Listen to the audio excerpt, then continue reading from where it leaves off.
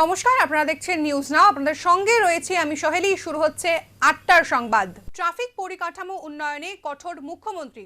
শনিবার উচ্চপদস্থ কর্মচারীদের সঙ্গে মহাকরণে বৈঠক করেন তিনি। ট্রাফিকের দুরবস্থা নিয়ে দীর্ঘ সময় ধরে ভোগান্তিতে শহরবাসী। বেআইনি পার্কিং ও যানজট নিয়ে কার্যত নাজেহাল আমজনতা। এই পরিস্থিতির পরিবর্তন করার জন্য শনিবার মহাকরণে উচ্চপদস্থ কর্মচারীদের সঙ্গে বৈঠকে বসেন মুখ্যমন্ত্রী মানিক সাহা। শহরের যানজট নিয়ন্ত্রণ এবং বেআইনি পার্কিং ও দখলদারি রোধের উপায় নিয়ে আলোচনা হয় এই বৈঠকে। এছাড়াও শহরের বাড়তি গাড়ির সংখ্যার দিকেও নজর রেখে উড়ালপুলের ব্যাপারেও আলোচনা করা হয় এদিন। ব্যুরো রিপোর্ট, নিউজ নাও। ভয়াবহ ভূমিকম্প নেপালে। শুক্রবার মধ্যরাতে পশ্চিম নেপালের জাজারকোট ও রুকুম জেলা ভূকম্পে কেঁপে ওঠে।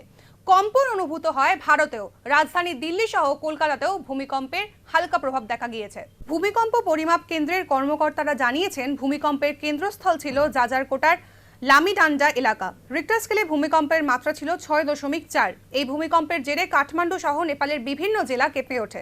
মৃতের সংখ্যা ১০০ ছাড়িয়েছে। ধ্বংসস্তূপে পরিণত হয়েছে একাধিক এলাকা। ইতিমধ্যে শুরু হয়েছে উদ্ধার কার্য। সম্পূর্ণ বিষয়টিতে ভারতের প্রধানমন্ত্রী নরেন্দ্র মোদী টুইট করে দুঃখ প্রকাশ করেছেন এবং যাবতীয় সহায়তার প্রতিশ্রুতি দিয়েছেন। দীপাবলিতে ঘরে ফেরার প্রতিশ্রুতি আর রাখা হলো না। কাশ্মীরে জঙ্গি হামলায় মৃত উত্তরপ্রদেশের এক ব্যক্তি, নাম মুকেশ কুমার। উত্তরপ্রদেশের বাসিন্দা মুকেশ কুমার ছিলেন এক পরিযায়ী শ্রমিক। কর্মসূত্রে কাশ্মীরের পুলওয়ামায় বিগত ৫ মাস যাবৎ কাজ করছিলেন। কিছুদিন আগেই পরিজনকে ফোন করে বলেছিলেন দীপাবলিতে ঘরে ফিরবেন, তবে সেই প্রতিশ্রুতি আর রাখা হলো না। জঙ্গির গুলিতেই প্রাণ হারালেন মুকেশ। সোমবার দুপুর ২:৩০ নাগাদ পরিবারের কাছে এই সংবাদ পাঠানো হয়। ব্যবসার জন্য শুকর আনা যাবে না রাজ্যে। ভিন রাজ্য থেকে রাজ্যে অথবা রাজ্যের মধ্যে থেকে শুকর পরিবহনে নিষেধাজ্ঞা জারি করল প্রাণী সম্পদ বিকাশ দফতর। পাশাপাশি আফ্রিকান সোয়াইন ফ্লু রোধে রামচন্দ্রঘাট বিধানসভা এলাকাতে শুকর কার্লিং অভিযানও শুরু হয়েছে। শনিবার প্রাণী সম্পদ দপ্তর এক বিজ্ঞপ্তি জারি করে রাজ্যের বাইরে থেকে ব্যবসার জন্য কোনো শুকর আনা বা রাজ্যের মধ্যে থেকে পরিবহন করার ওপর নিষেধাজ্ঞা জারি করেছে। একমাত্র পালন করার জন্য আনা যেতে পারে শুকর।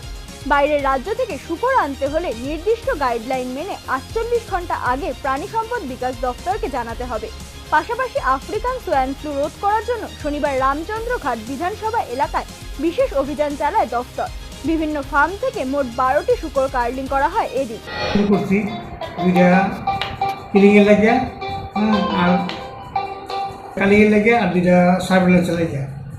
টিমগুলি আসে কাজ করছে।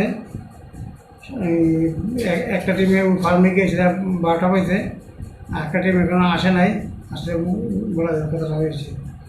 আর কালকে আমরা ফার্ম এবং অন্যান্য যে বাড়িগুলিতে পাওয়া গেছে এগুলি ক্লিনিং এবং ডিজেন্টেশন করব। শুকর এবং শুকর পালনকারীদের হিতার্থে এই সমস্ত উদ্যোগ গ্রহণ করেছে প্রাণী সম্পদ বিকাশ দপ্তর। আমদানির ক্ষেত্রে নির্দিষ্ট প্রোটোকলের উপর জোর দিচ্ছে দপ্তর। আগামী দুদিনও কার্লিং এর কাজ চলবে বলে জানা গেছে। Bureau report, news now, Agartala. বিশালগড়ে মাদক দ্রব্য সহ গ্রেফতার ৩ যুবক। শুক্রবার করুইমুড়া বাজারে অভিযান চালিয়ে এই ৩ যুবককে আটক করে পুলিশ। তবে গ্রেফতারের সময় পুলিশের চোখকে ফাঁকি দিয়েই পলাতক হতে সক্ষম হয় আরেক নেশা কারবারি। বিশালগড় থানার ওসি তাপস দাস শুক্রবার রাতে জানায়, গ্রেফতার করা যুবকদের থেকে ৭ গ্রাম হেরোইন, ১২০ কন্টেনার ব্রাউন সুগার, নগদ অর্থ এবং একটি রেশন কার্ড উদ্ধার করা হয়েছে। পাশাপাশি পলাতক নেশা কারবারির বাইকটি আটক করে নিয়ে তদন্ত শুরু করেছে পুলিশ। গ্রেফতার হওয়া ৩ যুবকের নাম মোর্শেদ আলাম, আক্তার হোসেন ও রতন সূত্রধর এবং পলাতক যুবকের নাম নাসির আহমেদ। শনিবার গ্রেপ্তার হওয়া ৩ যুবককে বিশালগড় আদালতে পেশ করা হবে। দুপুরবেলা একটা খবর আসে সিক্রেট সোর্স যে করুইমুড়াতে ৪ জন লোক ওনাদের গাড়ি এবং বাইক নিয়ে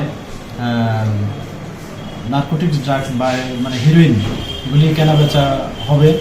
তো সেই সুবাদে যখন আমাদের এই ইনফরমেশনটা এলো, আমরা এটা তারপরে আমাদের সিনিয়র অথরিটিকে জানাই এবং প্লাস আমাদের এসডিএম স্যারকেও জানাই যে এরকম একটা হতে চলেছে, আমাদের ডিসিএম প্রোভাইড করার জন্য। তারপরে ডিসিএম স্যারও এসেছে বিশালগড় থেকে, বিশালগড় এসডিএম অফিস থেকে। তারপর আমরা যথারীতি সিভিল ড্রেসে আমরা ওইখানে যাই এবং বুথ পেতে বসে থাকি এবং দেখলাম যে হ্যাঁ কিছুক্ষণ পরেই ৪ জন এসেছিলেন এবং তাদের মধ্যে টাকা পয়সার লেনদেন হচ্ছিল হিরোইনের জিনিস নিয়ে। তারপর আমরা ওদেরকে ধরে ফেলি, তিনজনকে ধরে ফেলি। একজন আমাদের অবস্থান থেকে একজন পালিয়ে যেতে সক্ষম হয়।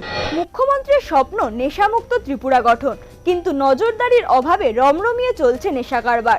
যদিও মাঝে মাঝে এই ধরনের ছুটছাট অভিযানে কিছু চুনোপুটি নেশা কারবারিদের ধরে নিজেদের জন্য বাহবা কুড়াচ্ছে পুলিশ।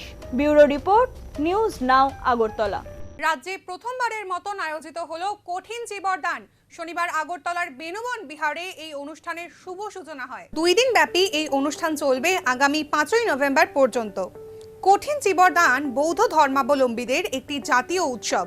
চিবর কথাটির অর্থ ভিক্ষুকদের পরিধেয় বস্তু। মাত্র 24 ঘন্টার মধ্যে তুলো কেটে সুতো বানিয়ে রং করে বিভিন্ন আচার আচরণ মেনে এই বস্ত্র তৈরি করে বৌদ্ধ ভিক্ষুকদের দান করা হয়। তাই এই অনুষ্ঠানের নাম কঠিন চিবরদান। শনিবার রাজ্যের বৌদ্ধ ধর্মাবলম্বীরা বেনুবন বিহারে উপস্থিত হয়ে এই উৎসবে অংশগ্রহণ করেন। কাপতলে অনেক জায়গা থেকে এসেছি, আমাদের কলসি ভাটুছড়া থেকে এসেছি, দেবদারু থেকে এসেছি, আর সিন্ধুক পাথর মনোবনকুল থেকে এসেছি। আর আমাদের আগরতলা শহরে যারা উপাসক উপাসিকা আছে, মগ, বড়ুয়া, চাকমা, ওরা সবাই উপস্থিত আছে। তো আপনারা সবাই এই সুন্দর একটা আমাদের অপরচুনিটি পেয়েছি, সুযোগ পেয়েছি আমাদের জীবনে, এই প্রথমবার সুযোগ পেয়েছি, এটাকে আপনারা সবাই প্রতিশোধ করে এসেছি। এই জন্য সবাই ভালো মন দিয়ে এই সারা রাত মহাকঠিন চিবরদান বানানো একটা সুযোগ আপনার পার্টিসিপেট করতে পাবো। পারদ নামতেই হাজির ভুটানি ব্যবসায়ীরা। তবে ঠিকানা পরিবর্তন হওয়ায় গত বছর বিশেষ লাভ হয়নি। এবছর জাঁকিয়ে শীত পড়লে লাভ হবে আশায় ভুটানি ব্যবসায়ীরা। ইতিমধ্যে রাজ্যের পারদ নামতে শুরু করেছে। শীতের কেনাকাটা শুরু করে দিয়েছে রাজ্যবাসী। শীতের জামাকাপড়ের বিপুল সম্ভার নিয়ে উপস্থিত হয়েছেন সুদূর ভুটান থেকে ব্যবসায়ীরা। গত 12 বছর ধরে আগরতলা শকুন্তলা রোডে বসত ভুটানি মার্কেট। তবে তাদের চুক্তির সময়সীমা শেষ হওয়ায় গত বছর থেকে তাদের নতুন ঠিকানা হয়েছে বটতলা বাজার। নভেম্বরের 1 तारीख থেকে শুরু হয়েছে মার্কেট, চলবে জানুয়ারির শেষ পর্যন্ত। पहले हम लोग शकुंतला रोड पे था। शकुंतला रोड पे 10-12 साल हो गया। अभी वहाँ हम लोग को एग्रीमेंट था 10 साल के, वो ख़त्म हो गया। फिर वहाँ भी दूसरा वो घर वगैरह ऐसे मार्केट बनाया था, इसलिए हम यहाँ पिछले साल से यहाँ आया। कैसा चल रहा है? पिछले साल तो हम लॉस हुआ, पिछले साल तो मौसम ठंडा नहीं हुआ था, इसलिए हम लॉस हुआ। ये साल तो मौसम ठंडा हुआ तो अच्छा होगा, यही उम्मीद है हम लोग। ঠিকানা পরিবর্তন হওয়ায় গত বছর বিশেষ লাভের মুখ দেখতে পাননি ব্যবসায়ীরা। এবছরও তেমন ভাবে কেনাকাটা শুরু হয়নি বলেই জানিয়েছেন তারা। শীত পড়লে হয়তো লাভের মুখ দেখা যেতে পারে, আশাবাদী ভুটানি মার্কেটের সকল ব্যবসায়ী। Bureau report, news now, Agartala. Deepavali মানেই আলোর উৎসব, আর এই আলোর উৎসবে বরাবরই বাঙালির ঐতিহ্য ধরে রেখেছে মাটির প্রদীপ। তবে বর্তমান সময়ে রং বেরঙের বাহারি আলোর ছটা খানিকটা হলেও কমিয়ে দিচ্ছে মাটির প্রদীপের দীপ্তি। তাই মার খাচ্ছে প্রদীপ নির্মাণকারীদের ব্যবসা। বর্তমানে বাজারে বিভিন্ন ধরনের বৈদ্যুতিক বাতির প্রভাবে ব্যবহার কমছে মাটির প্রদীপের। মাটির প্রদীপ বাঙালির ঐতিহ্যের সাথে জড়িত, পাশাপাশি এটি একটি প্রচলিত কুটির শিল্প। তবে আধুনিক সমাজ ব্যবস্থায় বাহারি আলোর ব্যবহার ম্লান করেছে মাটির প্রদীপ ব্যবহারের রীতিকে। শিল্পীদের ব্যবসা মার খাচ্ছে, ফলে আগামী দিনে বিলুপ্ত হতে পারে বাঙালির ঐতিহ্যশালী মাটির প্রদীপ শিল্প। রেট আগের মতনই আছে, রেট বাড়ছে না, তবে আগের থেকে যে সেল হয়েছে এখন অনেক কমে আছে, ব্যবসা বাণিজ্য আমরা খুব খারাপ। Bureau report, news now, Agartala. এ এক অন্য নিরাজের গল্প। নিরাজ যাদব, যিনি এশিয়ান প্যারা গেমসে জ্যাভলিন ছুড়ে ভারতের ঝুলিতে এনে দিলেন 2টি স্বর্ণপদক।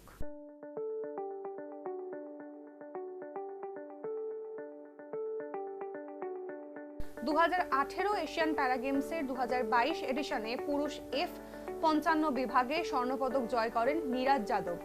33.69 মিটার দূরত্বে জ্যাভলিন ছুড়ে নয়া রেকর্ড গড়েন তিনি, যা তার পূর্ববর্তী রেকর্ড 33.69 মিটার দূরত্বে জ্যাভলিন ছুড়ে নয়া রেকর্ড গড়েন, যা তার পূর্ববর্তী রেকর্ড 29.84 মিটারের থেকে বেশি।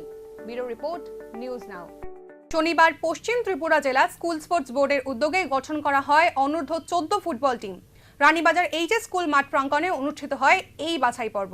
Jirania sub division youth and sports department আয়োজিত অনূর্ধ্ব 14 ফুটবল দল গঠন করা হলো শনিবার। 3 মহকুমা দল জিরানিয়া, মোহনপুর ও সদর মহকুমা দল থেকে এই ফুটবলারদের বাছাই করে নেওয়া হয়েছে। আগামী 7 থেকে 9 নভেম্বর অমরপুরে অনুষ্ঠিত হবে রাজ্যভিত্তিক প্রতিযোগিতা, সেখানেই অংশ নেবে এই দল। পশ্চিম জেলা স্কুল স্পোর্টস বোর্ডের উদ্যোগে Jirania sub division youth efficient sports ডিপার্টমেন্টের আয়োজিত রানীরবাজার স্কুল গ্রাউন্ডে অনূর্ধ্ব 14 ফুটবল বালকদের আজকের এক প্রতিযোগিতা হবে জিরানিয়া, মোহনপুর এবং সদর দলকে কেন্দ্র করে। এখানে অনূর্ধ্ব 14 বছরের যে ফুটবল টিম পশ্চিম জেলার দল গঠন করা হবে এবং এই দলটা আগামী 7 থেকে 9 নভেম্বর অমরপুরের চণ্ডীপুর গ্রাউন্ডে তারা রাজ্যভিত্তিক আসরে অংশগ্রহণ করবে।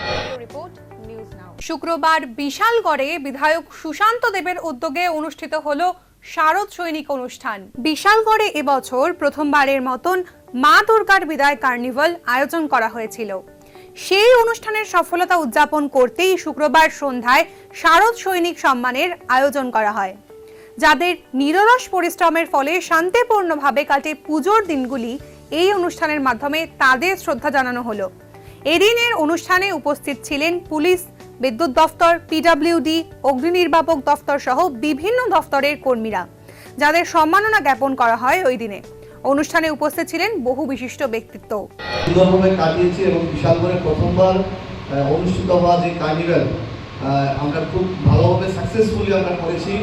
আপনাদের সকলের অক্লান্ত পরিশ্রমে আমরা প্রত্যেকটা দুর্গাপুজো বলুন, কার্নিভাল বলুন, একদম সুশৃঙ্খলভাবে আমরা সম্পন্ন করতে পেরেছি। আমরা জানি আপনারা নিজের অনেক কিছু স্যাক্রিফাইস করে আপনাদের ফ্যামিলির সঙ্গে সময় দিতে পারেননি। আপনারা সবাই সারা রাত্র পর্যন্ত অক্লান্ত পরিশ্রম করেছেন।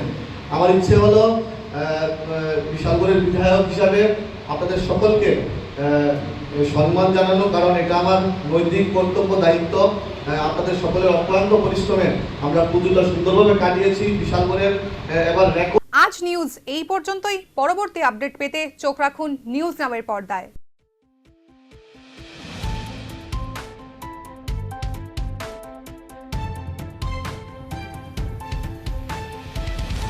আমরা জানি কোনটা খবর।